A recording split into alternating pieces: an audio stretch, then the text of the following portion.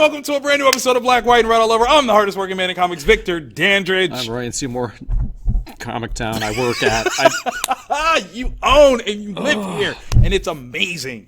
Wow. Listen, we've got a fantastic episode. Yes. Y'all don't even know what's about to happen. I don't even know what's about to happen, but it's going to happen, and it's going to be amazing. All right, so down here in the honorable mention section, We got one. one that's the same. Only one. There was a few, There was a lot this week. there really was, actually. I thought last week was not slim pickings, but they were very specific. Yeah. But This week? this week was a little different. Yeah. Yeah. Before we continue, I'm a little parched. Scott! Thank you. You're so good to me. There you go, baby. Appreciate you. All right, so... oh, don't act like you've never had him do that before. Exactly. All right, so this week there was a bunch of goodness that came out. Yes. We got the honorable mention side. Mm-hmm. We've only got one that's the same. Yes. Where do you want to start talking? I feel like on your side, Yeah. there's one book that I'm very intrigued by. Okay. And then there's one that we kind of talked about before. We did kind of talk filming. about. Let's go with the one I'm intrigued by. Let's go with Batman first. Okay. Batman 84. We are so close to the end of this long run of Tom King. This issue was done by, I want to make sure I get everybody's name right, Jorge Fornes, colors by Jordi Belair, and Clayton Cowles did the letters. This is an interesting one because it's kind of a recap. Okay. It's a recap to show where Thomas Wayne was during pretty much all of the events of the issue so far. So we find out, like, Bat Dad was there. Was he? Yeah, in certain ways. Like, you got to see exactly how, Yeah. but he was there. Now, here's the weird thing for me, okay? And this might sound so strange. Should Thomas Wayne's Batman be on the level of Bruce? Like, in the Flashpoint universe, did we ever see the amount of training that Thomas did? No. I don't recall seeing it. I don't either. So, like, we know Bruce went around the world and trained and traveled and all this cool stuff. So that's why he can do what he can do. Yeah. Why can Thomas do anything on the level of Bruce? Because throughout, like, the times that he's shown up, he's really kind of held his own. Yeah. And I'm curious as to how and why. Yeah. In his universe, did he go through all that training? Right. Like, But then even then, there's the age gap. right? There's the fact that he automatically started off with a Joker. Like, and he had to keep her in check. So how could he be on Bruce's level? I think this is like the one fallacy of Earth 2 Batman that no one is addressing. Yeah. That in no way, shape, or form should he have the acumen to go up against Bruce Wayne. Yeah. I'm just saying, like, That'd be an interesting story. right? Like, what happened? Like, what is his training? What is his back? I get he's a doctor. Being a doctor doesn't necessarily make you a killer. Yeah. They kind of train against that. Who would be a good writer for that? Like the Earth 2 Batman Year 1. Ooh. He's got the finances. Right? He's got the time. I'm going to, can I, are we wishing welling here? Yeah, wishing okay, whoever. let me, the first and obvious answer is me. Okay, hello? I asked the question. No, if I could wish anything, and obviously, I mean, some people are going to see this answer coming, it'd be Mark. I think Mark Miller would actually approach this from the perspective, because he kind of did. You know what I'm saying? With Nemesis, he kind of has done it. With Prodigy, he's kind of done it, where you look at a guy that, for all intents and purposes, is not supposed to fit a model and figure out how to do it. Yeah. So, in general, I trust in Mark Miller. It's just the way it is. Yeah. So I would love to see Mark's take on this character. Yeah. Because it's not Batman. It's kind of Batman, but it's not Batman. How do you approach that? I'm just curious. What's up with this Venom 2099 though? Okay, so right now Marvel is doing a bunch of one-shots for 2099. Right. And then there's a tie-in kind of story arc in Amazing Spider-Man that's going on. This one takes place in the 2099 universe. Right. And there is a company that is testing this kind of biotech, kind of like this girl has really bad scars from something, different ways to heal people. Okay. And what it actually is they're using is little bits of the Venom symbiote. Oh. And they're trying to, what my gut tells me is they're trying to weaponize it in some way. Okay. And of course, as soon as you let the symbiote out of the bag. Yeah, like it's got. Like, have they not recognized that all it takes is a little bit of symbiote to go bad? Yeah. Like, Carnage comes from a little bit of symbiote. Like, that's it. And there's a whole Oh, that's bad. And one of the things I really dig, and coming off of like what Donny Cates has done, right? With Venom and whatnot, it's you got to have some really good stuff. To even be in that conversation. But and this one goes from just kind of like tie in, give me $4 to it looks really, really cool. There's definitely a horror kind of vibe to it in the sense of like what the symbiotes really want to do with their time, and then it kind of ties in that very last panel with the greater symbiote story arc that's going on. Dude, that's awesome. Okay, solid. Now I gotta ask you a question. I'll flip one back at you. Yeah. What character has not gotten the 2099 treatment that you absolutely think should have? Ooh, that's a good question. Because we've had Punisher, we've had Doom, we've had Spider-Man, right? We've had the X-Men, kind of. I mean, it was kind of cool. I was young when it came out. It Don't was judge really, me. Don't judge shiny me. Cover. Everything X-Men was cool when it came out. That's all I'm saying. Has there been a Fantastic Four 2099? I don't think so. Because that'd be an interesting one. Moon Knight could still be around at that point. True.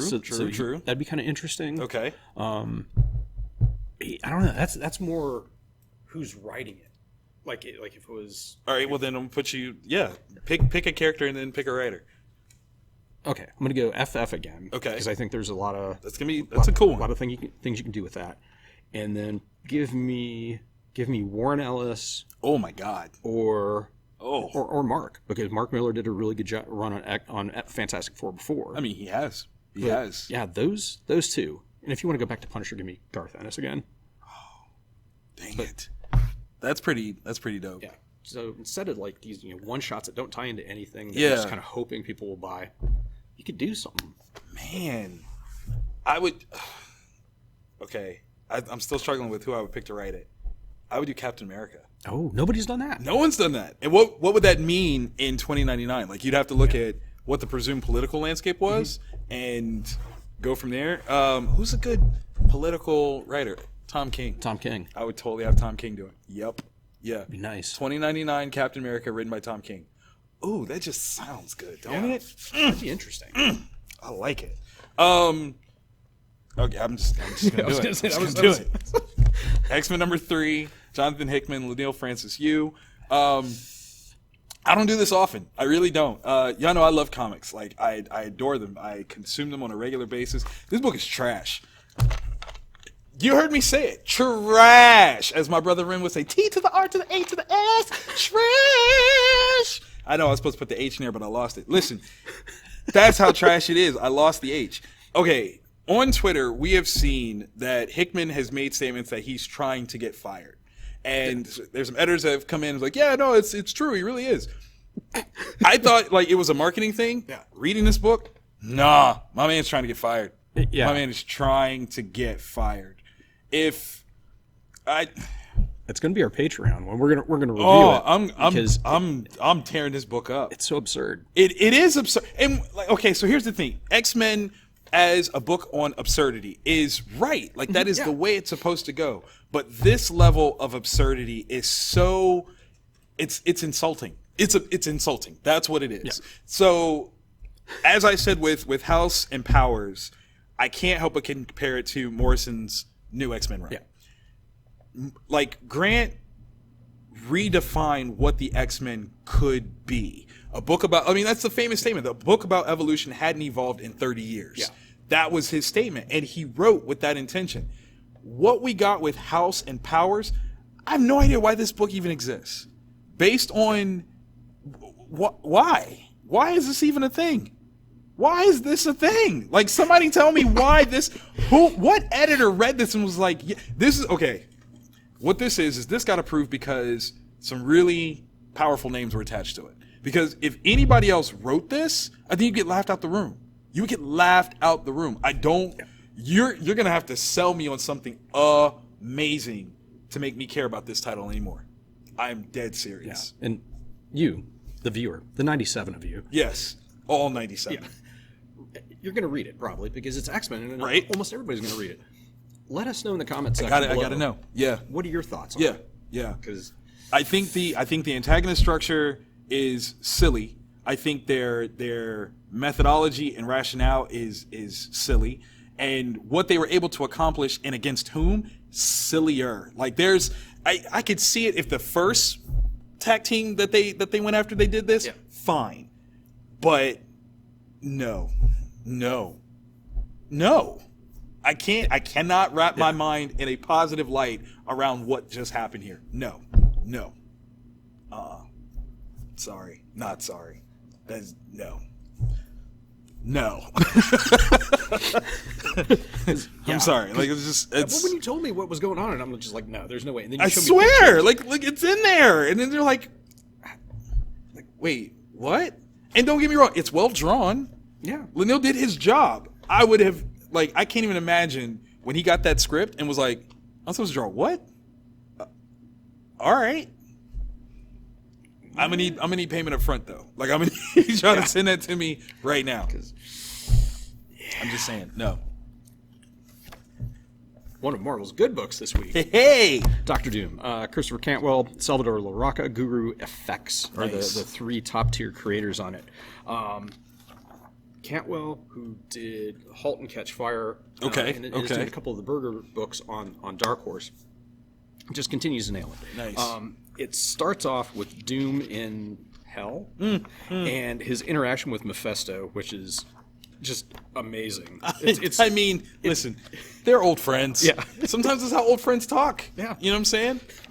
Fists.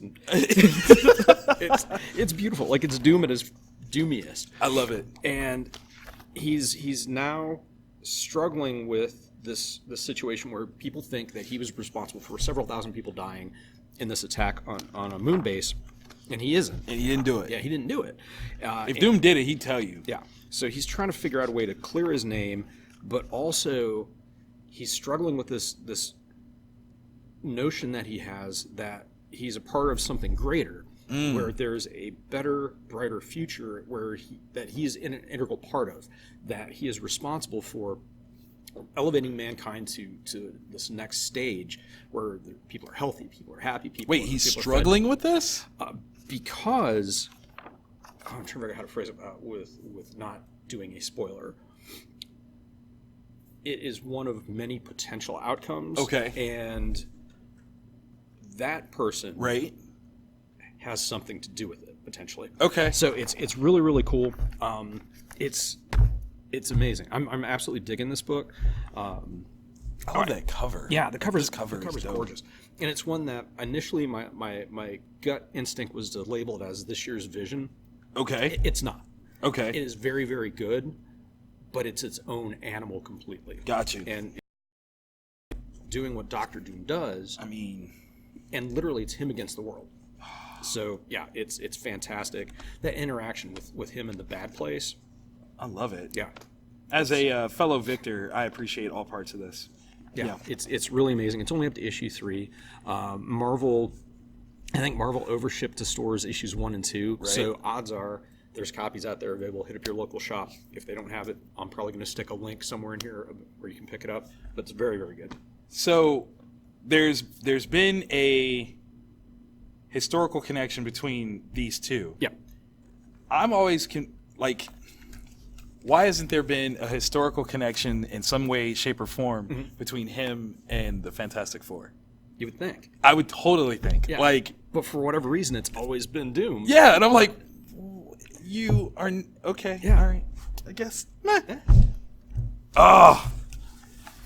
A quick read, but a fantastic one. Strange Skies over East Berlin. Jeff Loveness, Lissandro Esterin, and Patricio Del Pesce keep kicking out greatness.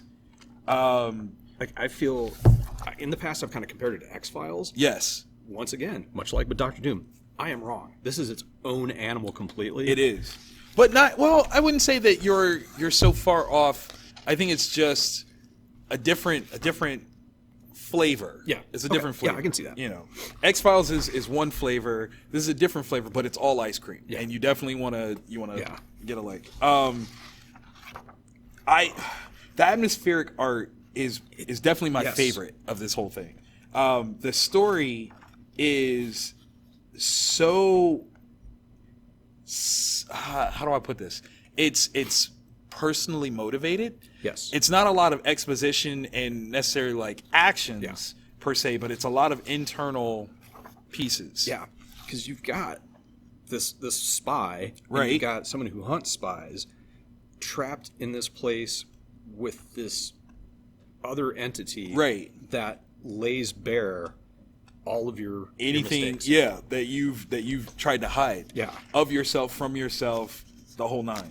And what I adore though is the purity of this thing, because it seems to react to those people that are truly impure, Yeah. in such a way Yeah. that it does what it does. Yeah. So it's in a land full of spies, this thing that's seeking truth is like amazing. Yeah. Like that's fantastic. Boom. Like that's philosophy right there. I think that's what I love the most about it. Is Yeah. it's philosophy in comic book form, which Yeah. Very Yeah. good. Good job, guys. high marks. Okay, moving on to the acrylic. What do we got? We got one that's the one same. that's the same, and then two different. Okay, all right. I mean, that's what happens when you got good books to read. heck yeah. Unlike. So, what do you want to start with? Let's see. There was kind of a European vibe going on. Oh, yes, there is. Angela Della Morte #1. It looks like a joint venture between Stonebot Comics and Red 5 Comics, and the vibe of this is freaking amazing. Yeah, because it's got. I'm a sucker for a monkey. Dude, Like, just- dude, and this is a genius monkey. Yeah. But okay, let me set you up with the premise. Okay. The notion that our negativity is not just poor demeanor or anything like that, it's a disease. Oh. And they have figured out a way to cure it because the source of it is a substance that they call gray matter. And they have figured out how to remove gray matter from every individual. So the source of your greed, your envy, things like that, that is literally what is discussed on page 1. That is just setting the stage. Art-wise, very European, quite gorgeous. Let's run through who did all this goodness. This had to have been a European. It is. So script and art by Salvador Sanz, color by Gonzalo Duarte. It was translated by Dario De Marchi. So this is clearly something that came out in a foreign language, and they've adapted it. But I mean, like, look at that. Yeah. That is gorgeous. I love all parts of this. It's got such a very French sort of comics film. Obviously, it's seemingly Spanish creators, but still, like, so cool. The storytelling aspects, you've got great panel transitions, and then when you see, like, the world that it's building, and it's clearly like a futuristic sort of thing, but then there are players that you get introduced to. Oh, it's cool. It's cool. You should read that one. Very nice. I think Yeah, you will like that's it. one. Like I flipped through and I was like, this looks like it's right up my alley. Very much so. As your friend, your co-host, Read this book. read that book. Yeah. All right. Speaking of stuff right up my alley, Yes. Vampironica, New Blood. So we go back to the dark Archieverse. We got Frank Thierry and Michael Mordecai writing it. Something like right out of the gates. It's an amazing. That's awesome. Yeah, and Dark Archieverse, we find out that it's actually kind of like a multiverse where there's Okay. like the different iterations of them. Like it's like, well, how is Jughead a werewolf in this one, but Right. not in the other? You find out that there's actually different universes, and in this particular one, she and her family are actually all vampires, and vampirism begins to show as a trait in your teens. Veronica, not Betty, but Veronica is, and this doesn't have anything to do with Vampirella. No. Because I totally thought that was what this was a mesh of, but okay. Yeah, it's they're creating different pocket universes Oh. for it, and this one's got kind of a vampire universe, Right. Which is pretty dope. So I can't say that. because that would be a spoiler. Oh, wow. But yeah, it's super super cool. I don't think she's gonna not kill vampires in it, but it's one that if you've dug the Afterlife with Archie, right. Sabrina the Teenage Witch, the evil version, right? Pick this up. It's in that vein. Are those part of that Dark Archie? Mm-hmm. Okay, so the Dark Archie verse is not broken into separate universes. It's Archie versus the Dark Archie. Oh no! It's different pocket universes. Yeah. So that's why things weren't lining up, and I couldn't quite figure it out. Got you. Getting into this whole Earth 1, Earth 2, but just with. Oh, that's fun. Yeah, so it's really really cool. I enjoyed it quite a bit. If you like your Archie stuff a little bit more adult, there you go. Whoever thought that would be a statement? You like your Archie stuff more adult? Everybody's like, I've been asking for Archie to be adult. Come on, you saw Chasing Amy, adult Archie, and now you got it. That's the best. Okay, we both happen to have this right here. May as well. I mean, Aftershock. Cullen After the flood, number 2, Cullen Wando. Again, one of the faster reads, which is far from a statement of quality or depth. There's a lot here. Yeah. It's just okay, so here's the thing. Wando as an artist has mastered brevity in his creations, and it's not just the quick speed of his art, it's that he has mastered whatever he's showing you is exactly what you need to see. Yeah. And that's a very difficult skill to do, because inclusion, just the question of what I need to see is difficult. That is the job of a comic book artist, and he's done it to such a degree that you can have a book that is as kinetically drawn as he does, and everything makes sense. It is it's so good, so good. Yeah, and the way he does it, and the fact that there's multiple timelines we're looking at, and the cast of characters, it's just really really cool because you can follow along, and it's not confusing. It's easy to follow, right? And both him and Cullen bring you along with the story, and oh my gosh, I want to know about that baby. Yep. I want to know. I mean, I think we know about that baby. I think so. Because I think you're right. I think so. I think once we see it, we'll see it. But I think we know, which makes it even cooler. The way I'm sorry. Yeah. I'm sorry. That's teasing you. That's not polite. You haven't read it yet, but you will, and you should. Yeah. So okay, here's my biggest love letter to this series. Mm-hmm. The concept alone was genius. Yes. And it was one that very easily could have, I don't want to say jumped the shark, but ran its course. Oh, yeah. Once the initial series ended. Yeah. The mystery that they're setting up here, I'm almost as much all about as I was the initial series. Yeah. And that's rare. When you return to the well like this, you would think it's not going to be as great. Yeah. No, this one is pretty daggone intriguing. Yeah. I got all the questions. Yeah, what could have been a 6-issue miniseries and done is turning into a world building. Right. And I think that's the trick right there. They are building worlds, and we're now getting to see more of a spotlight on characters that we got introduced to, and now they're taking more of the limelight, and it works. Yes. That's very well. I love it. Absolutely love it. Would you like to round us out with some AfterShock goodness? More AfterShock. Yeah. Midnight Vista number 4, Elliot Rahal and Clara Meath. So, our hero, our young protagonist, who was kidnapped by aliens about 15 years ago, has returned. His mother has been taken into custody by the Men in Black, who are not human in any way, shape or form. And he's on the run, and he's trying to think of some, because people are looking for him. He's now this celebrity in a sense, but he needs to find a place of safety. He needs to find a place where he can fit in. Mm-hmm. And it's got to be Scientology. Like it has to be. But there's this church organization that kind of like believes extraterrestrials are the Of course they do. the Messiah, and so he goes there, and then more beauty happens. We get the backstory of a little bit more what happened on the ship, how he interacted with his captors or caretakers, depending how you want to look at it. Yeah, it's good. It's real good. It's funny. It's dark. If you follow like any of the UFO shows, like I do, because I'm that person, yeah, it's just it's amazing. Pick it up. It's only a few issues in. Track it down. You will not be sorry. Can I be honest? The only reason why I didn't grab this one is because you had so few copies, and I knew you were gonna.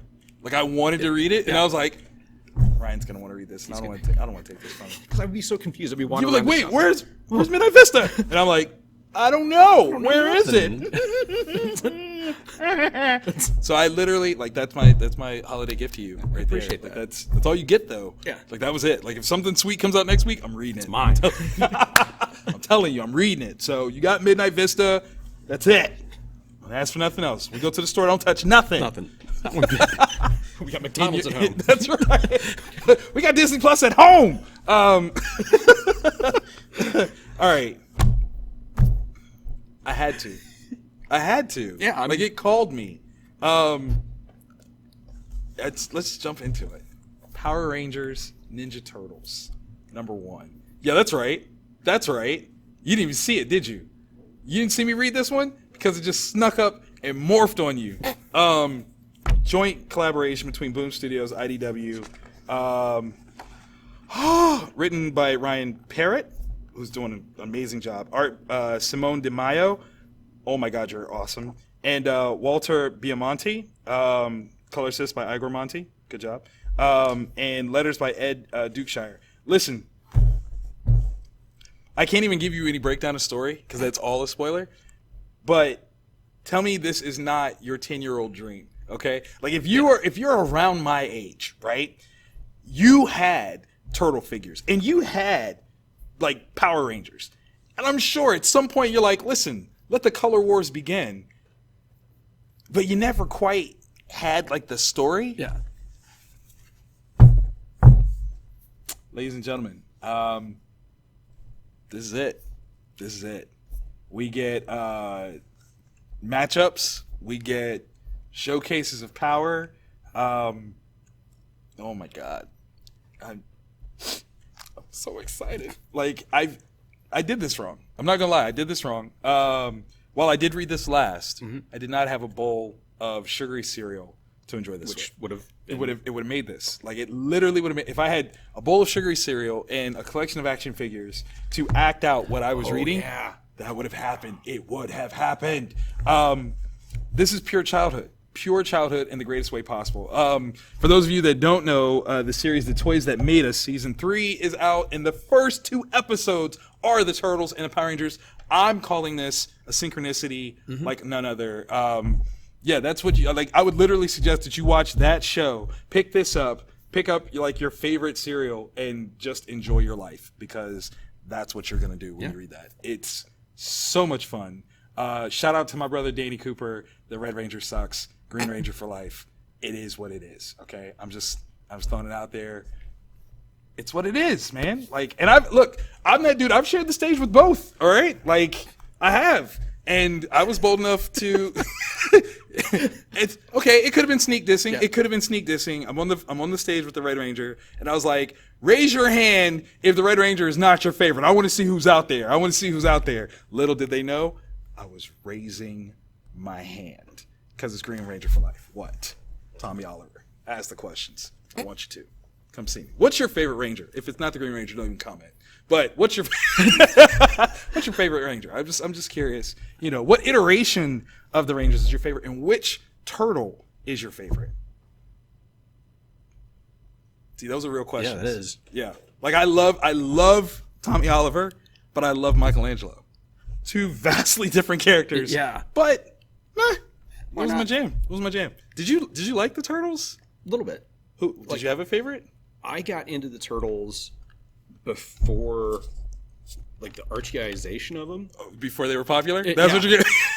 But like, I feel like such a hipster saying it. But like, that was like an underground thing. And like, there were buddies had like copies of the Eastman Laird, Right. stuff, and so that's what I got in on. And then when the first Archie comic came out and I bought it, That is not the same turtle. right? It's not. It's like how I saved up money and I went out and I got my first Kiss album and it was the disco album and I was just so like, what is, That's not what you look like. yeah, What is What this? is happening? Yeah, So it was the same sort of thing.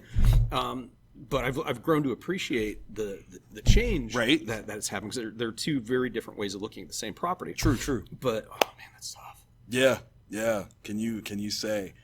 Oh, Okay. Donatello, All right. maybe? Hey, you know what? I was gonna say you strike me as a Donnie fan. I'm not even gonna lie. I totally was gonna say that. Yeah, that's because I think, because I've got his action figure at home. Okay. Like I still do. I mean, respect. I still do. Jeremy, what about you, man? What's your turtle of choice? Word. Really? Word. All right. You know, it's. I love that. It's not the quote unquote popular ones that we like. We like the smart one and the party one. Everyone else like, oh, what to do with the attitude, or I want the leader. I'm like, you know, I saw that coming. No thanks. I want to flip nunchucks because it's dangerous, and so am I. Recognize. Yes. So, if you enjoyed this episode, by all means, hit the like button. Let us know that you enjoyed it. If you want to see more of this goodness every week, although we were talking earlier, we might be switching up some formatting. Yeah. So, if we do, don't be alarmed. Yep. It's going to be a fun change. We're trying to see some things. We're going to play with the algorithm a little bit. But there is, can we say this? There was even talk of possibly a live version of this. So if you're open to it, we definitely want to hear about that in the comments too. Yeah. Let us know if you'd be open to a live version of this show. Because those are things that we're kicking around. 2020 is going to be big, and we're going to do a lot of stuff to make things better. Oh yeah. For you. But in the meantime, in between time, click the subscribe button and the notification bell, because every Tuesday night we're filming. Every Wednesday you're watching. That's how we're doing it. So thank you guys so very much. Love, peace, and chicken grease from us at Comic Town, property of Ricor.